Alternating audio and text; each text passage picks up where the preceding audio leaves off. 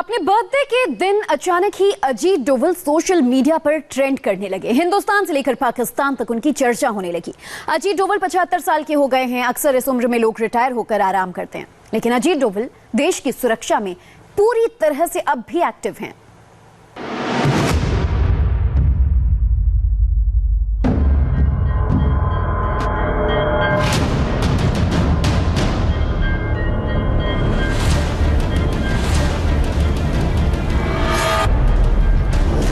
किसी भी nuclear war में के बाद पाकिस्तान राष्ट्र नहीं रहेगा, भारत फिर भी रहेगा। हिंदुस्तान की हिकमत अमली है और जिस हिकमत अमली से वो आगे बढ़ रहे हैं वो एक डॉक्ट्रिन है जिसको डोभाल डॉक्ट्रिन कहते हैं। You can do one Mumbai, you may lose Balochistan. Ajit यानी जिसको जीता न जा सके। जैसा नाम है ठीक वैसी ही शख्सियत है अजित डोभाल की। मोदी सरकार की हर एक रणनीति का सबसे अहम हिस्सा अजित डोभाल ही होते हैं। एलओसी पार करके सर्जिकल स्ट्राइक हो,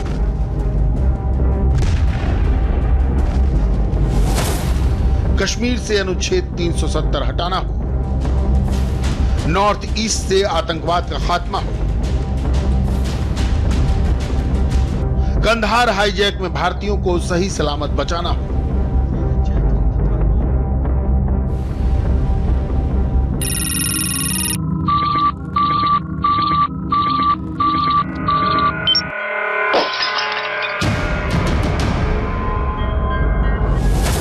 या फिर खालिस्तानी कैंप में जाकर खुफिया जानकारी हासिल करनी। हर एक ऑपरेशन के पीछे आपको अजित डोभाल का नाम जरूर सुनाई देगा। अजित डोभाल को भारत का जेम्स बॉन्ड कहा जाता है, क्योंकि उनकी सोच, काम करने का तरीका एकदम जुदा है। जहां सबकी सोच खत्म होती है, वहां से अजित डोभाल का कैलकुलेशन शुरू होता है। जो सबसे बड़ा खतरा है वो खतरा इस बात का है कि हमारे अपने लोग ही कहीं राष्ट्र की सुरक्षा, राष्ट्र की अस्मिता, राष्ट्र के गौरव का सौदा न कर बैठे, अपने आज के सुख के लिए अपने भविष्य को अंधकारमय न कर दें। शायद हम न्याय संगत थे, शायद सत्य भी हमारे पक्ष में था, लेकिन शक्ति हमारे साथ नहीं थी। इसलिए इतिहास ने हमें उसकी सजा दी। We knew we will not be able to take this country and hold this country. It was the threat of Subhash Bose, the rising of Indian nationalism, that we knew it's a matter of time. And if we do not quit voluntarily, we will quit in a way that there will be a bloodbath. देश के 5वें सुरक्षा सलाहकार अजित डोभाल, हिंदुस्तान का वो सुरक्षा कवच जिसको तोड़ पाना पाकिस्तान के बस में नहीं है। अजित डोभाल पाकिस्तान में छिपकर 7 साल रहे हैं। वो पाकिस्तान की नस नस से वाकिफ हैं। I heard that you were in Pakistan for 5 years. 7 years. और के अंदर में एक बड़ी भारी वो है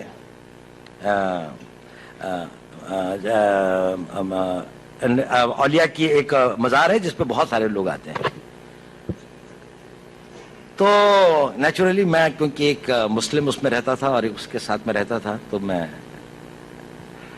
वहां से गुजर रहा था और मैं उस औलिया के उसमें आया और मस्जिद से वापस आया और एक उसमें मिला। तो एक आदमी एक कोने पे बैठा हुआ था, बड़ी आकर्षक उसका व्यक्तित्व था, बड़ी सफेद लंबी दाढ़ी थी। उसने मुझे बुलाया।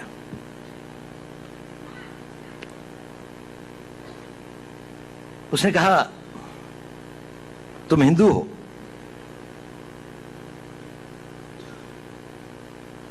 मैंने कहा नहीं।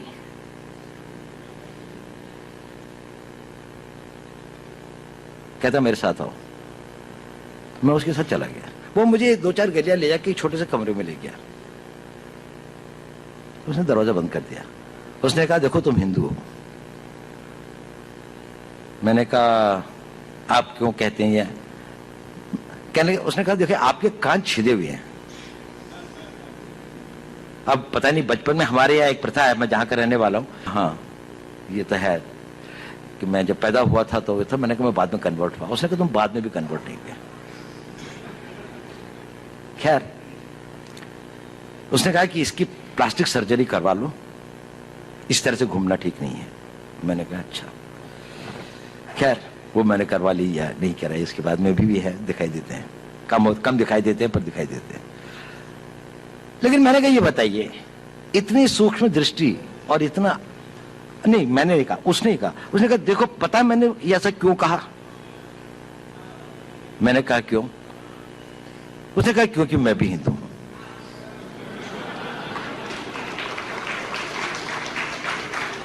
और उसने कहा कि देखो मेरा सारा परिवार इन लोगों ने मार दिया था, मैं यहां पर किसी तरह से अपने दिन काट रहा हूं। मुझको बहुत खुशी होती है जब आप लोगों को देखता हूं, लेकिन मैंने भी अपना बेस बदला हुआ है। लेकिन देखो इस कमरे के अंदर, और फिर उसने एक अलमारी खोली, उसके अंदर में एक शिव जी की और एक दुर्गा की एक वो रखी थी। उसने कहा देखो मैं इनकी पूजा करता हूं, लेकिन बाहर जाकर मस्जिद के अंदर में सब लोग मेरे को यहाँ का एक रिस्पेक्टेड उलेमा समझ लीजिए, उलेमा तो नहीं लेकिन वो समझ लीजिए, मतलब रिलीजियस मैन की तरीके से वो करते हैं। अजित डोवल आज प्रधानमंत्री नरेंद्र मोदी का दायां हाथ माने जाते हैं। पीएम मोदी के साथ वो हर बड़ी मीटिंग में मौजूद रहते हैं, वहां पर हमेशा शांत रहते हैं। लेकिन अजित डोवल जितने बड़े रणनीतिकार हैं उतने जबरदस्त वक्ता भी। इतिहास का निर्णय हमेशा उसके पक्ष में गया है जो शक्तिशाली था। इसने कभी उसका साथ नहीं दिया जो न्याय के साथ था, जो सही था। अगर ऐसा होता तो दिल्ली में बाबर रोड होती है, बाबर रोड है लेकिन राणा सांगा रोड नहीं है, क्योंकि बाबर आया, विजयी हुआ, राणा सांगा हार गया। भारत की हिंदूशाही किंगडम अफगानिस्तान से होती सिकुड़ती सिकुड़ती सिकुड़ती यहां तक नहीं आ जाती। हमने किसी पर आक्रमण नहीं किया, हमने किसी के जीवन मूल्यों को नष्ट नहीं किया, हमने किसी के धर्म ग्रंथों को और धर्म स्थानों को नष्ट नहीं किया। शायद हम न्याय संगत थे, शायद सत्य भी हमारे पक्ष में था, लेकिन शक्ति हमारे साथ नहीं थी। इसलिए इतिहास ने हमें उसकी सजा दी। मैं ये नहीं कह रहा हूं कि उसको उसकी तिलांजलि कर देनी चाहिए, यह नहीं है कि न्याय का अपना महत्व नहीं है, लेकिन यदि कॉन्फ्लिक्ट ऑफ इंटरेस्ट हो तो शक्तिशाली बनना ज्यादा आवश्यक है। अजित डोवल भारत को शक्तिशाली बनता देखना चाहते हैं, क्योंकि इतिहास में ऐसी ही शक्ति के सामने अंग्रेजों को झुकना पड़ा था जब सुभाष चंद्र बोस की आजाद फौज ने आजादी की हुंकार भरी थी। When Prime Minister Attlee was told, and he came to this thing and he was staying with the Chief Justice at that time, he said, why did you leave India? After all, you had won the Second World War. Gandhi had almost got this thing on that, this thing like that. The worst was over. The Quit India movement had flopped in 1942. What was such much a tearing hurry in 47 that you said that no, we have to go immediately? He said it was not that. It was the spark that Bose had created among the soldiers of the Indian Army. And we had seen 1857, 2.5 million, 25 lakh Indian soldiers had returned victorious from the Second World War. And when the incidents like this started taking place, there was this thing, revolt in the Karachi Navaldak base, there was this thing in Jabalpur, there was this thing in Asansol, and so many places, and people joined the INA. He said, we knew we will not be able to take this country and hold this country. It was the threat of Subhash Bose, the rising of Indian nationalism, that we knew it's a matter of time. And if we do not quit voluntarily, we will quit in a way that there will be a bloodbath. आज NS Ajit Doval के सामने सबसे बड़ा challenge Pakistan है। पाकिस्तान से बार बार परमाणु युद्ध की धमकियां सुनाई देती हैं। अजित डोवल के मुताबिक अगर पाकिस्तान ने ऐसी गलती की तो दुनिया के नक्शे में पाकिस्तान का नामो निशान मिट जाएगा। कि क्या आपके अंदर में खतरा लेने की ताकत है? लड़ेगा कोई नहीं इससे, लेकिन जो ब्लिंक करेगा पहले वो हार जाएगा। ये nuclear warfare, atomic warfare, biological warfare, ABC, जितने भी आप कहें, जितने भी आपके स्ट्रेटेजिक वॉरफेयर सिस्टम्स हैं, क्योंकि वो एक self assured guarantee destruction of the world होगा, जिसके अंदर में ये पूरी की पूरी पृथ्वी के अंदर में इतना बड़ा वो हो जाएगा कि शायद उसके बाद युद्ध करने की आवश्यकता ही नहीं होगी, क्योंकि लोग ही नहीं बचेंगे। लेकिन उसकी ब्लैकमेलिंग पावर बहुत ज्यादा है, और इस ब्लैकमेलिंग पावर में वही लोग विजयी होंगे जो ये कहेंगे हम अपने राष्ट्र के लिए, उसके लिए सब कुछ लुटाने के लिए तैयार हैं। होता है न्यूक्लियर वॉर तो होने दो। पाकिस्तान ये सोचता है कि उसमें ये विल पावर है कि वो कहेगा कि अगर हमारे को, हम सेल्फ डिस्ट्रक्शन मोड में हैं, हम तो हैं ही फिदाइन, तो हमारा पूरा देश फिदाइन हो जाएगा, हम तो न्यूक्लियर वॉर के लिए तैयार हैं। अगर इंडिया कन्वेंशनल वॉर या इससे बाहर की हमारे को रिटेलिएट करता है, अगर हिंदुस्तान ये मन बना ले कि ये भी एक ब्लफ है, पाकिस्तान किसी भी न्यूक्लियर वॉर में के बाद पाकिस्तान राष्ट्र नहीं रहेगा, भारत फिर भी रहेगा। अगर कुछ नुकसान हुआ भी तो जितने बचेंगे वो फिर भी इतने काफी होंगे कि दुनिया के ऊपर में अपनी उसको ले जा सकते हैं। एनएसए अजीत डोवल को आज पूरी दुनिया जानती है, लेकिन उनकी जिंदगी के कई पन्ने अब भी नहीं पढ़े गए। अजीत डोवल का जन्म 1945 में उत्तराखंड के पौड़ी गढ़वाल में एक गढ़वाली परिवार में हुआ। उन्होंने अपनी शुरुआती शिक्षा अजमेर के मिलिट्री स्कूल से पूरी की। इसके बाद उन्होंने आगरा विश्वविद्यालय से अर्थशास्त्र में एमए किया। पोस्ट ग्रेजुएशन करने के बाद वो आईपीएस की तैयारी में लग गए। अजीत डोवल केरल कैडर से 1968 में आईपीएस के लिए चुने गए। उन्हें सैन्य सम्मान कीर्ति चक्र से भी सम्मानित किया जा चुका है। अजीत डोवल साल 2005 में आईबी के डायरेक्टर पद से रिटायर हुए। अजीत डोवल रिटायर जरूर हो गए, लेकिन देश की सेवा करने का उनका जज्बा जरा भी कम नहीं हुआ। देश के बाहर और अंदर के खतरे को लेकर वो हमेशा सतर्क रहते थे। आज की स्थिति कुछ ऐसे हो गई है कि जैसे एक जंगल में एक बड़ा भारी बरगद का पेड़ था, और फिर बरगद के पेड़ के चारों तरफ बहुत सारी चीजें, बहुत सारी घास फूस, छोटे छोटे पेड़ पैदा हो गए, और उस बरगद के पेड़ का वजूद, उसका अस्तित्व ही लोगों को दिखने से कम होने लगा। और धीरे धीरे लोगों को लगा कि यह अस्तित्व केवल इस चारों तरफ फैली हुई वनस्पति का है, दूर कहीं है बरगद का पेड़ की कभी टहनी दिखाई देती है, कभी कोई फूल लगता है तो दिखाई देता है। इस भारत के अस्तित्व को मिटाने की षड्यंत्र आतंकियों ने तो किया ही। उन्होंने कहा कि भारत में तो कोई था ही नहीं, कुछ नहीं था, सब लोग बाहर से आए।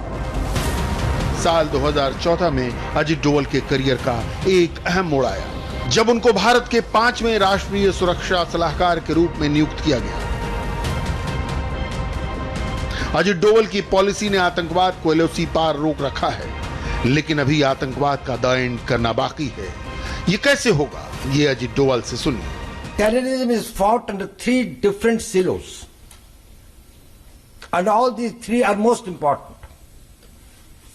The first and the most vital is to know who is the terrorist. What is he planning? Who are his targets? Where is he getting his weapons? Where is he stored them? Who is giving them money? Who are their overground supporters? Which are the countries, if at all there are any foreign sponsored terrorism? And we know that today terrorism is one of the phenomena that is supported and gets its support and sustenance from the sources abroad. So it is very important first to know about that. But then the point is this, the knowledge is not sufficient. What do we do with that knowledge? So we have to take action on that knowledge. And then it is the terrorists that we try to degrade, we try to neutralize. It is their weapons that we try to see. आतंकवाद ने सबसे ज्यादा दर्द जम्मू कश्मीर को दिया है। पिछले साल 5 अगस्त को मोदी सरकार ने बड़ा फैसला लेते हुए जम्मू कश्मीर से अनुच्छेद 370 हटाने का निर्णय लिया। इस फैसले को अमल में लाने का काम अजीत डोवल को मिला था। उनकी देखरेख में सारी रणनीति बनाई गई। अजीत डोवल बंद कमरों में बैठकर सिर्फ प्लानिंग नहीं करते, बल्कि ऑन द स्पॉट जाकर खुद हकीकत का जायजा लेते हैं। कश्मीर से धारा 370 हटने के बाद अजीत डोवल की ऐसी ही तस्वीरें सामने आई।